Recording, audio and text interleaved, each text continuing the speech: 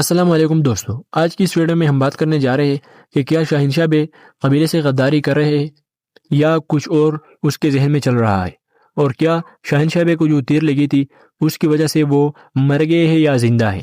تو ویڈیو کو لاسٹ تک دیکھیے۔ دوستو، جیسے کہ ہم نے قسط نمبر 6 میں دیکھا تھا کہ شاہنشاہ بے تیمورتاش کے پاس آتا ہے اور اسے کہتا ہے کہ تمہیں سونے کی ضرورت ہے اور ہمیں لوگوں کی ضرورت ہے۔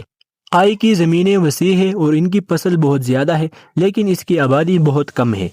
اسے ایسے لوگوں کی ضرورت ہے جو اس زمین پر کام کرے، اور ایک مثال بھی دیتا ہے جیسا کنگ کے لوگ جنہیں تم نے نقصان پہنچایا اور بیچ دیا۔ تیمورتاش شاہنشاہ بے کو جواب دیتا ہے کہ تم نے قائی پر اپنا اعتماد کھو دیا اور اب تم کنگ سے اپنے ہی قبیلے سے مدد کی امید کر رہے ہو۔ یہاں شاہنشاہ بے کہتا ہے اوغوز کے تمام قبائل آپس میں تعلق رکھتے ہیں، اور اس کے علاوہ میں اپنے لیے نہیں پوچھ رہا ہوں، میں الخانی کے لیے پوچھ رہا ہوں اور ہماری ریاست کے بہبود کے لیے۔ تیمورتاش نے اسے جواب دیا تھا کہ میں تمہیں اس سے زیادہ دوں گا جو تم چاہو گے شاہنشاہ، اور یہ بھی کہا تھا کہ میں تمہیں یورق چینی پر حکمرانی کا حق دوں گا، اور میں تمہارے اپنے قبیلے کنگ کو بھی جگہ دوں گا۔ لیکن تیمورتاش نے ایک شرط رکھا تھا کہ شاہنشاہ بے کو کہا تھا کہ میں طاقتور ریاست میں سے ایک سردار کو اپنا مددگار مقرر کرنا چاہتا ہوں۔ اگر تم جیسا کوئی مضبوط اور سمجھدار حکم دیتا ہے اور اگر تم گورنر کے مددگار بن جاتے ہو تو اورحان کی مزید عزت نہیں رہے گی۔ تو دوستو، قسط نمبر 7 میں جب شاہنشاہ بے قبیلے پہنچتا ہے تو آوجی بے آ کر اس سے کہتا ہے کہ تیمورتاش نے آپ کو گورنر کی پیشکش کی۔ شاہنشاہ بے کہتا ہے کہ ہاں مجھے کی تھی۔ وہ کنگ قبائل کو جو میرے زیر حکم ہوگے ان سے اورحان کی طاقت کو کمزور کرنا چاہتا ہے یا پھر قائیوں کے اوپر الہانیوں کا اثر بڑھانا چاہتا ہے، اسے ایسا سوچنے دو۔ اور شاہنشاہ بے کہتا ہے کہ قائی میں آخری فیصلہ نہ تیمورتاش کا ہوگا اور نہ اورحان کا۔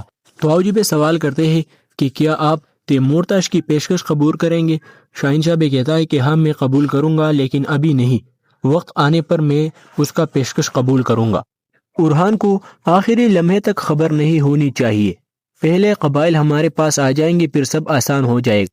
جیسے پہلے مسائل کم تھے، اوپر سے آرمودیوس کی حملہ آور ہو گئے۔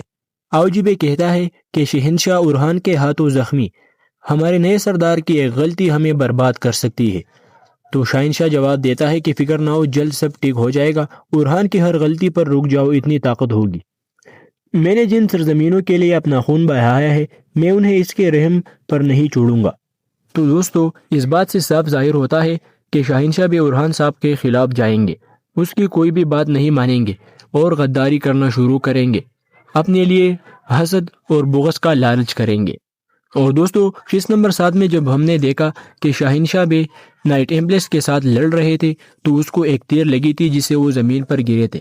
تو دوستو، اس تیر سے شہنشاہ مرا نہیں تھا، وہ زندہ ہے۔